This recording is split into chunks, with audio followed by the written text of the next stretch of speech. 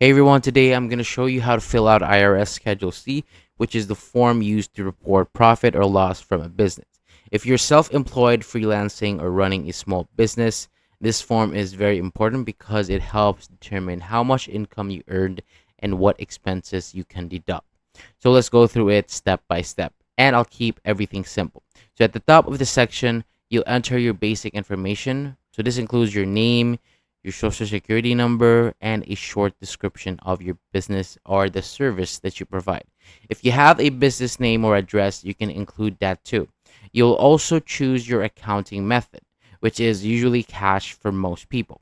Next, we move to part 1, which is your income. So in here, you enter your total sales or revenue for the year.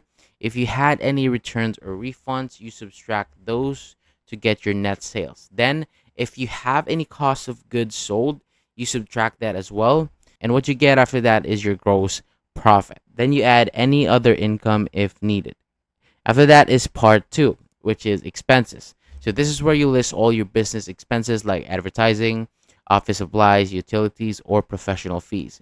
So just enter the correct amounts on each line. So once everything is listed, you add them up to get your total expenses. Then you subtract your total expenses from your gross income to get your net profit or loss. So this number is very important because it carries over to your main tax return. And if you have inventory, you'll complete part 3 for cost of goods sold. And if you use a vehicle for your business, you'll fill out part 4 with details about your car usage. If you have any extra expenses that don't fit the main categories, you can list them in part 5.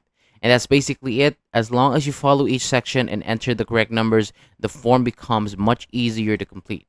So that is all for today. Thank you so much for watching. For more videos like this, hit the subscribe button below, and I'll see you on the next video.